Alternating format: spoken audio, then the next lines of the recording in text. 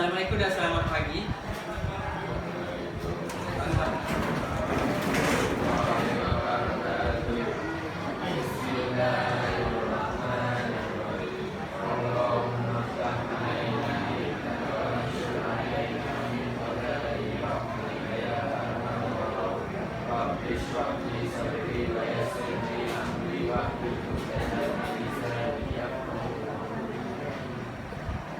Lagi main tak? Ya kau. Tidur ya. Hari ini kita akan masuk tajuk baru. Jadi sebelum masuk tajuk baru itu saya nak tahu dulu. Saya nak tengok kat gambar ni. Apa masalah yang terjadi pada tumbuhan? Apa masalah yang tengok kat gambar? Tak buah. Buah buruk. Lagi? Lubang tu. Buah buruk. Ada. Lagi? Lagi? Lubang tu. Buah blueberry.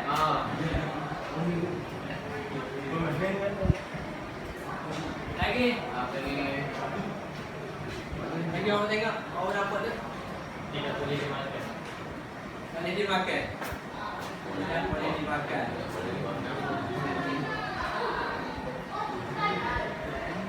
Lepas tu dia mesti bau itu dah.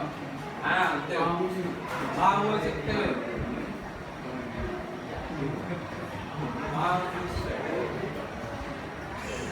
Saya nak tanya awak sebab apa terjadinya buah ni buruk, blueberry tidak boleh dimakan dan bau busuk. Saya ambil satu lah. Kenapa buah tu belum? Sebab ada perosak. Rasa serangga. Lagi? Ada penyakit tu. Buah ni. Perosak. Lagi apa ni? Ada penyakit. Penyakit. Lagi? Apa penyakit ni? Penyakit ya? Bakar tinggi.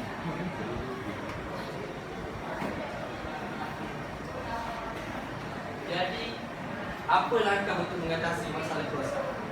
Yang tahulah, apa langkah untuk mengatasi masalah perosak? Membungkus buah. Langkah dia membungkus buah. Awak pernah tengok orang bungkus buah? Biasa buah ke apa awak tengok? Buah lagi? Jambu. Buah jambu. Dia bungkus buah tu ke apa? Biasa merah.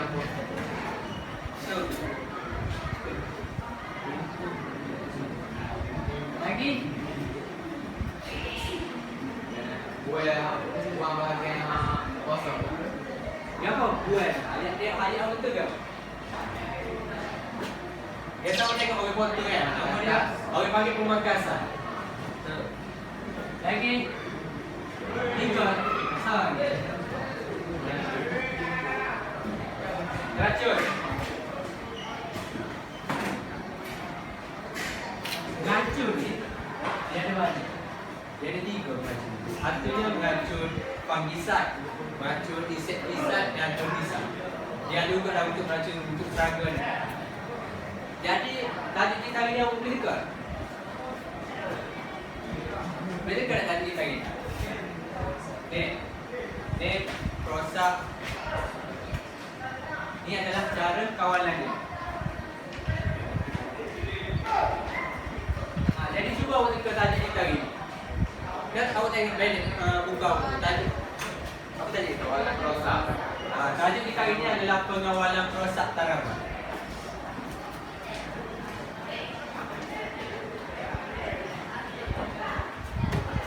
Jadi ini ada tajuk kita. Sebelum kita masuk topik lain, saya nak awak tahu contoh perosak tanaman. Apa contoh perosak tanaman? Yang awak tahu? Lagi? Yang awak tahu? Tipu lagi? Yang biasa dekat kawan padi tu?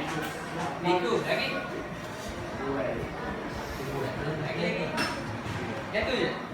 Banyak lagi, dia ada kumbang, tipu, lipat buta tu. Jadi cara pengawalan dia macam awak cakap tadi, dia meracun, buku buah dan pemangkasan. Jadi subtopik seterusnya adalah perundangan ala sekitar dalam pengawalan perosak tanaman. Perundangan yang tahu tak masuk perundangan? Dalam perkataan lain apa? Undang-undang. Undang-undang ataupun akta-akta. Kalau main sekolah ni supaya main sekolah lah, dia ada undang-undang sekolah kan. Awak kena pakai sekolah. Sama juga dalam alas kita ni ada perundangan dia. Perundangan alas kita ni ditubuhkan adalah bertujuan untuk mengawal aktiviti pendadaman. Dia untuk kawal aktiviti pendadaman supaya dia selamat, supaya ianya selamat dan berkesan lah. Yang seterusnya adalah organisasi yang bertanggungjawab. Dalam racun ni, dia mesti ada organisasi sebab racun ni kan berbahaya. Jadi untuk ianya selamat digunakan, dia ada organisasi dia. Salah satu organisasinya adalah Lembaga Racun Makhluk Rosak. Saya tak?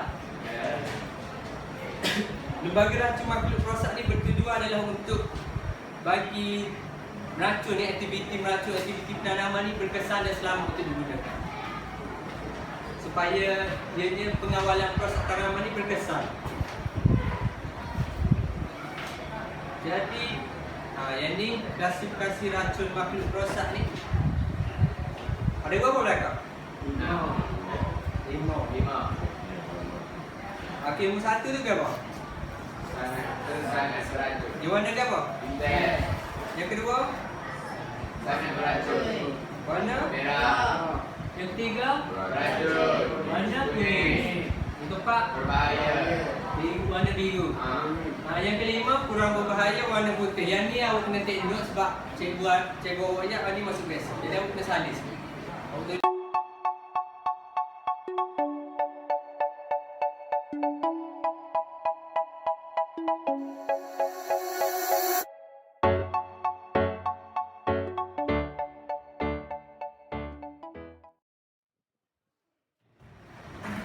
Jadi ini adalah senarai perundangan. Ini ada 3 perundangan.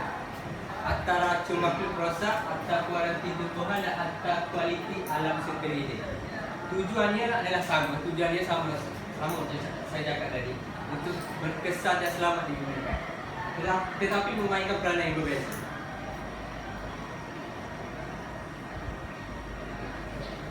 Ini adalah cara racun masuk badan. Cara racun memasuki badan melalui kulit, melalui mulut, melalui hidung, melalui mata. Racun ni sangat mudah masuk dalam badan sebabnya dia kan bentuk cecair. Ada yang tak lepas, staf usi ada seorang dia terkena racun. Dia dah pakai full attire dah, dia pakai goggles, dia pakai baju yang lengkap tapi dia tetap terkena. Sebab apa? Sebab cecair ni kan dia boleh masuk, kalau terkoyak sikit pun boleh masuk dah kan. Dia dah pakai sarung tangan glove dah tapi dia kena juga. Jadi racun ni kena berhati-hatilah kalau bila kita meracun. Untuk yang seterusnya adalah Akta Kuarantin Tumbuhan. Kuarantin ni kan ada kuarantin juga. Masih tak lagi? Okay, sekarang ni novel coronavirus ni kan. Awak baca dalam Facebook apa, orang Cina kena kuarantin, orang Malaysia kena kuarantin. Jadi kuarantin ni kan apa sebenarnya? Apa maksud kuarantin? Masih kan? Sebelum asing ni? Sebelum dia asing ni, yang kedua apa tu? Dia buat pemeriksaan, spot check, betul tak? Dia akan buat pemeriksaan dulu, lepas tu dia pun asing. Kalau dia macam sama juga dengan Akta Kuarantin Tumbuhan ni. Kaedah penguatkuasaan dia ada 5. Yang pertama ialah pengeluaran permit import. Yang kedua, pengeluaran sijil fitosanitasi. Yang ketiga, pemeriksaan kosina. Yang ni pemeriksaan menyatakan kaedah rawatan dan pemeriksaan di stesen kuarantin selepas masuk sekolah. Jadi kuarantin ni tentang pemeriksaan. Yang seterusnya, topik ni boring sikit lah. Memang boring sikit sebab ni tentang akta dan undang-undang. Jadi Akta Kualiti Alam Sekitar yang ada 5 jenis pencemaran. Yang pertama, pencemaran tanah, pencemaran air, pencemaran laut, pencemaran udara serta pencemaran bumi. Dia bertujuan untuk memelihara alam sekitar. Akta-akta ni semua kait dengan alam sekitar lah.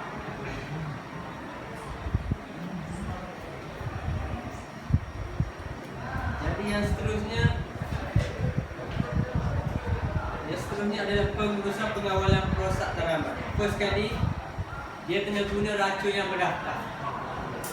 Yang kedua, kena guna racun mengikut arahan pada label. Yang ketiga pula, kena gunakan racun, menggilirkan penggunaan racun. Sebab apa dia kena gilirkan penggunaan racun? Sebab apa? Sebab apa tak boleh guna racun yang sama? Sebab apa? Kat atas serangga ni kita tak boleh nak guna racun yang sama. Sebab apa? Tak ada? Tak tahu? Dia sebab serangga ni dia macam immune lah. Dia macam chickenpox lah. Kita kena chickenpox. Nah, kita kena sekali kan? Tak pernah kena dua kali. Sama lah dengan binatang ni. Bila kita meracun, dia dah immune dengan racun tu. Sebab tu kita kena tukar racun jenis lain pula. Dia ada banyak racun. Kita guna racun jenis lain pula. Jadi yang keempat pula, kena simpan racun ikut garis panduan dia. Yang kelima, kita kena guna pakaian pelindung diri. Jadi saya tunjuk pakaian pelindung diri tu. Dan yang ke-6, latihan mengenai penggunaan racun perosak. Sebelum kita racun tu, kita wajib buat latihan dulu. Biasa kalau masa saya buat latihan dulu, dia tak guna racun lah dalam pump tu, takkan kita nak guna racun buat latihan. Kita guna air. Kita ganti racun tu dengan air dulu. Saya racun masa latihan, saya guna air dulu lah. Jadi racun ni, awak kena lawan angin. Awak tak boleh ikut angin. Sebab apa? Sebab apa? Kita tak boleh ikut angin. Betul. Masih bagi kena kita balik lah. Kalau tak angin tu tolak, kena kita balik. Jadi yang ketujuh, melupuskan baki racun maki perosak. Bila peralatan. Jadi yang ke-8 adalah guna peralatan yang bersesuaian. Maksudnya sebelum kita guna tu, kita kalibrasi dulu. Kita check dia punya pump jadi tak jadi, dia punya hose dia tu elok tak elok. Lama kita meracun lama kan, tiba-tiba naik balik kat kita ke bocor ke macam ni. Jadi yang seterusnya adalah contoh pakaian pelindung diri.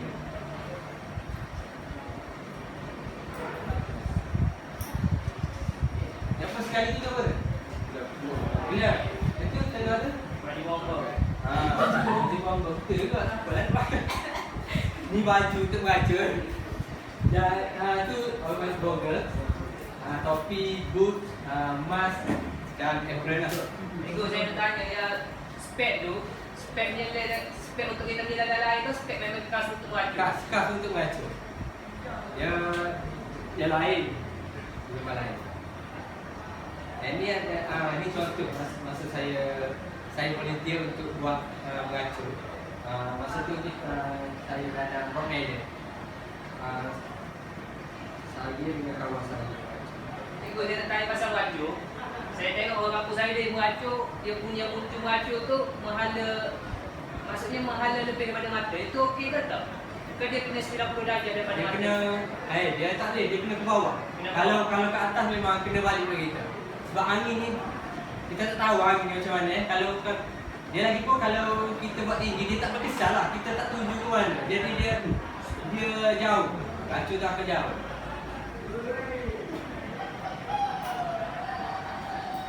Jadi yang ni amalan bertani yang baik ataupun kita panggil GAP. Ni adalah untuk mengurangkan bahaya risiko semasa proses pengeluaran penuaian dan lepas tuai.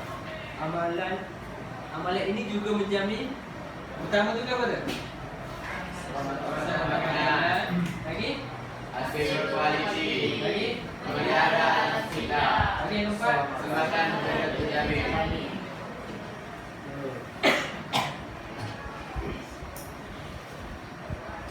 Yang ni pula MyGap. Amalan pertanian baik Malaysia. MyGap ni dia lebih kurang dengan GAP juga, tapi MyGap ni dia CJ. Untuk kalau siapa-siapa amalkan amalan pertanian baik GAP tu, amalkan GAP, dia akan dapat CJ MyGap. Biasa awak tengok kalau ada kat supermarket ke apa, ada sayur, ada dapat CJ daripada MyGap.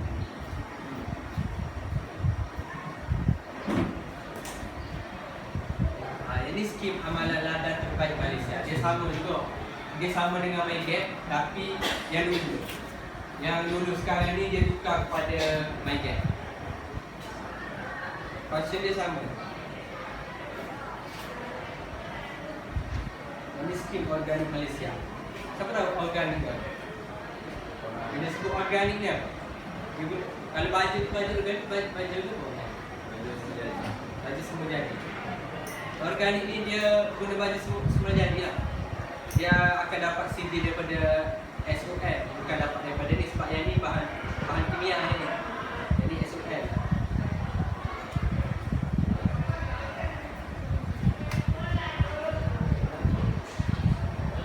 Okey, saya nak tulis sikit peranan bagi setiap agensi.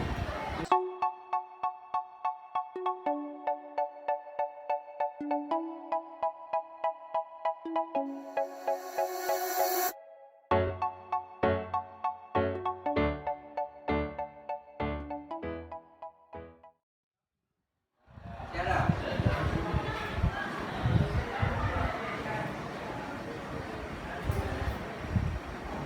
Okay, saya masuk topik subtopik seterusnya. Kaedah pengawalan proses tanaman ni ada berapa dah? 7. Pertama, Warna-warni kultur. yang kedua, Warna fizikal. lagi, Warna biologi. lagi, Warna lagi, lagi,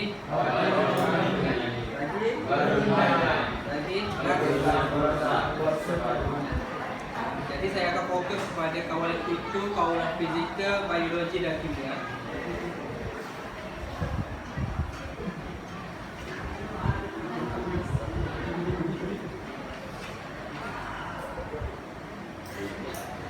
Yang pertama tu apa? Apa yang pertama? Kultur. Tak bukan apa? Aktiviti apa tu? Pasyo. Memunggah tanah. Apa yang dia buat ni memunggah tanah? Dia balikkan tanah tu untuk apa? Untuk apa yang belakang tu? Untuk apa tu? Dia balikkan tanah, yang memunggah tanah ni untuk apa function? Buah yang ada di tanah. Buah apa? Sarang-sarang perosak. Membuangkan sarang-sarang perosak, membuangkan yang boleh merosakkan tanaman lah. Jadi yang kedua tu? Penggiliran tanaman. Penggiliran tanaman. Yang ketiga? Tanaman perangkap.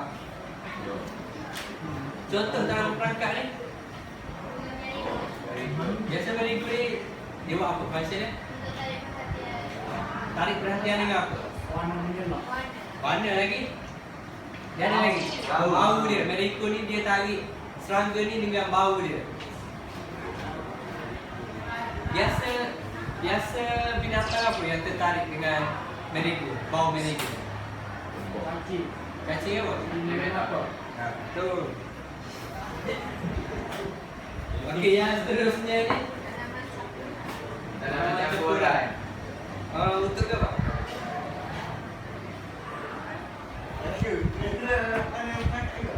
Enak? Apa tadi kan? Beri kera. Kera sama tanaman perangkap tu. Trapland tu. Yang ni adalah tanaman campuran.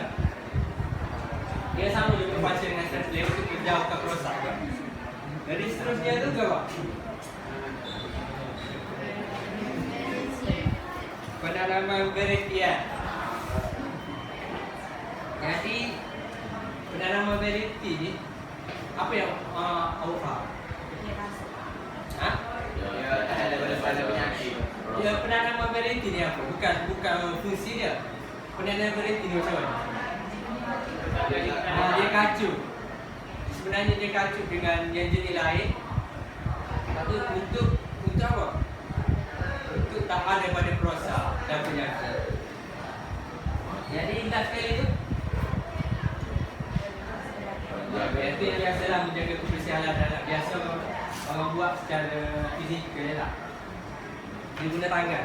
Itu maksudnya kawalan kaca ni dia berpunca daripada kita sendiri ke? Maksudnya ni kalau dia mengamalkan amalan petani yang baik, mana tu lah kawalan kaca.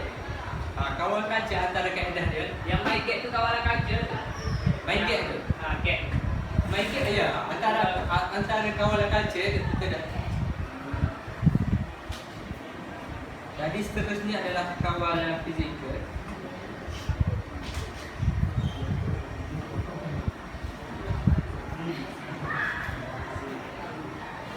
Jadi yang pertama sekali tu dia guna pelekat serangga. Pelekat serangga ni, kalau kita guna warna hitam je. Dia nak. Apa? Apa? Warna tak menyala. Warna tidak jelas, hitam tak sin. Sebab tu. Dia kena guna warna kuning, warna merah. Jadi yang seterusnya adalah cahaya perangkat serangga. Biasa cahaya perangkat serangga ni dia guna untuk waktu malam je lah. Siang tak jadi lah. Dia function lah siang. Jadi seterusnya buku buah. Buku buah ni dia panggil kawalan fizikal. Biasa buku buah dengan kau. Kita buku buah ni lah. Biasa sekarang ni dia dah sok kapal guna kertas. Daripada pertanian tu sendiri dia guna plastik. Sok kapal ni jangan guna sebab dia ada karbon.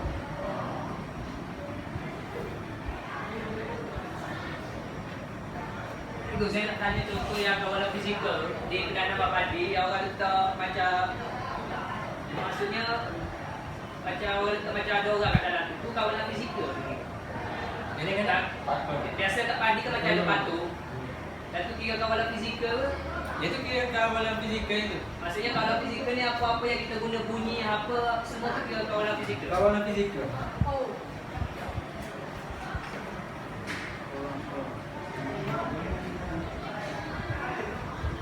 Ini kawalan biologi dia guna pemangsa ada tiga kaedah kan. Pemangsa, parasitot dan patogen.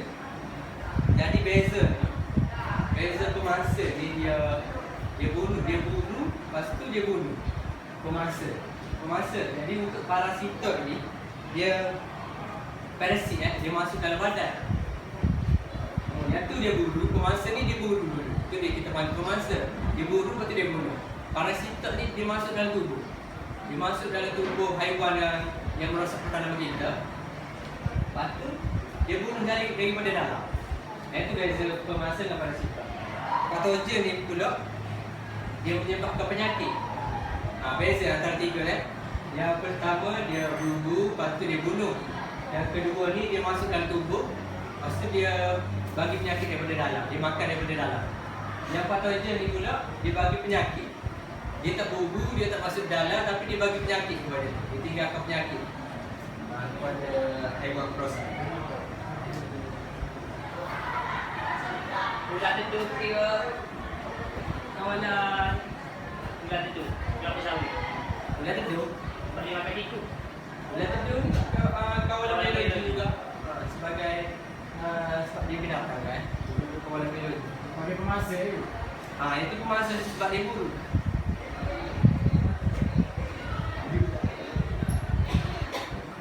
Ini adalah kawalan kimia.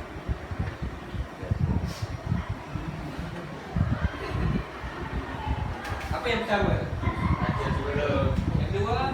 Racun sentuh. Yang ketiga? Racun sistematik. Last sekali? Racun berwasa. Jadi beza antara keempat berwasa.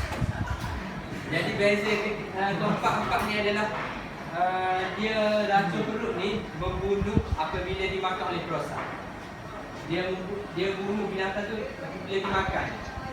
Racun sentuh ni pula beza dia bila dia bersentuhan. Sebab tu racun sentuh dia bila terkena kepada perosak tu dia akan mati. Satu kalau racun perut tu kalau terkena saja tak mati sebab dia kena makan dulu. Jadi racun sistemik ni pula dia meresap ke dalam tumbuhan. Dia tak bagi efek tu kepada tumbuhan tu, tapi bagi efek kepada binatang.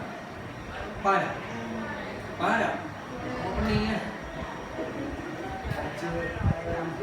Jadi yang last sekali adalah racun pewasak.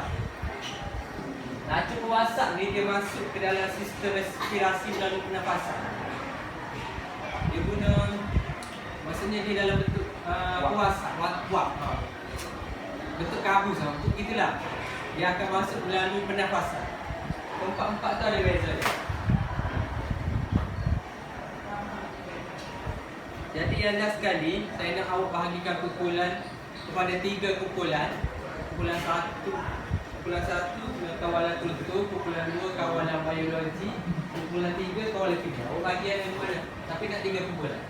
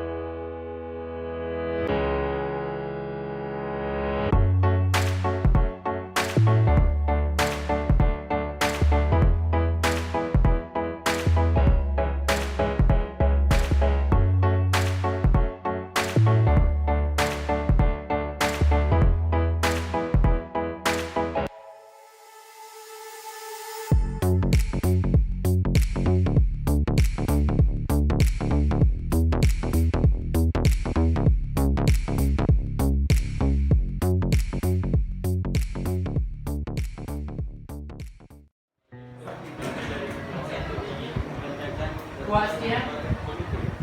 Kuat sikit. Antara kelebihan kawal struktur ialah dapat meningkatkan kesuburan tanah dan dalam pada itu juga dapat membagi struktur tanah.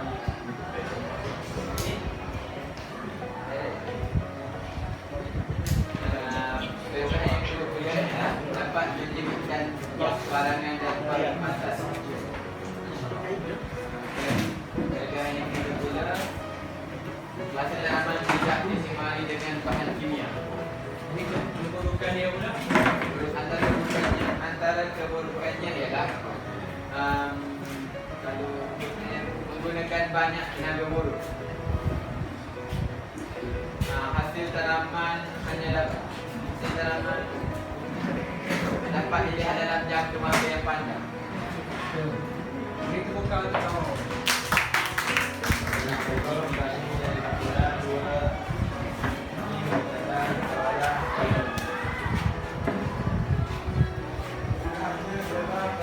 Kuat sikit. Saya mau dengar. Tengok dulu kan saya. adalah dapat menurunkan populasi massa. Kemudian besaran tumbuhan tidak terjaga. Dan itu menyehatkan manusia tidak terjaga. Ada sekali dia dalam keadaan utama. Lain ke ya? Yang lain kuat.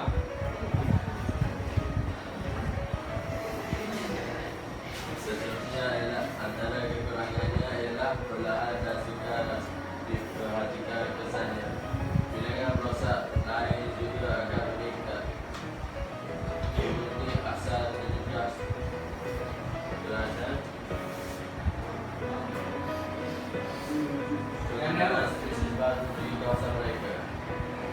Yang lain faham? Ah, Faham mereka? ah. Ada yang tanya ya? Ada yang tanya ke? Tanyalah kawan-kawan ni. Mungkin tanya. Tanya apa yang saya cerita. Ada? Yang awak tanya aku kami dia kata. Assalamualaikum. Kami dari Bulan 3 menjelaskan kelebihan dan juga kekurangan awalan kimia. Antara kelebihan bahan kimia adalah peningkatan cepat. Hal ini kerana bahan kimia merangsang tumbuhan cepat berada kandungan kimianya. Seterusnya ialah kerana kurang tenaga kerja.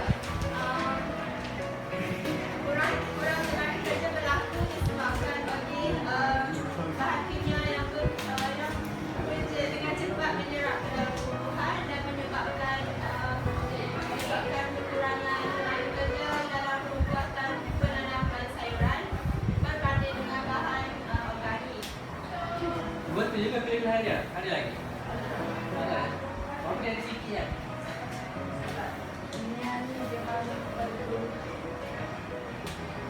Lagi? Kekurangan kawalan kimia adalah kerana kos mahal.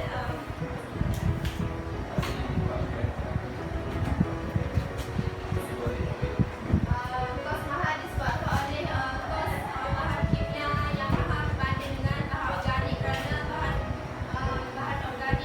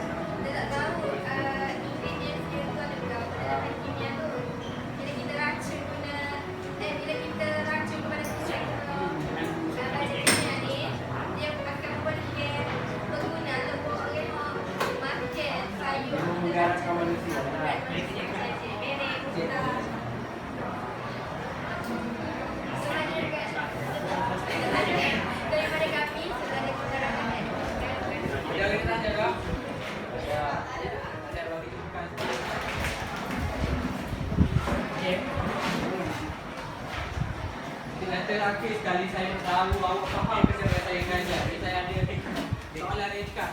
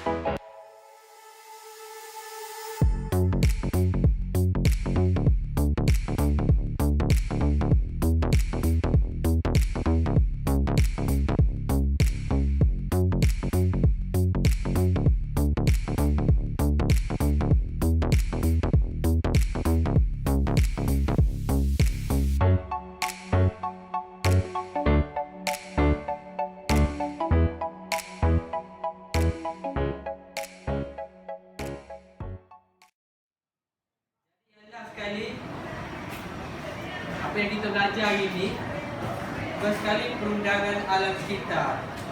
Dia ada berapa atap perundangan alam sekitar? Berapa dia? Apa dia? Lagi? Kualiti tumbuhan. Lagi? Kualiti itu Akta kualiti alam sekeliling. Jadi untuk kaedah pengawalan perosak tanaman pula apa dia? Kaedah pengawalan perosak tanaman. Jadi berapa dia?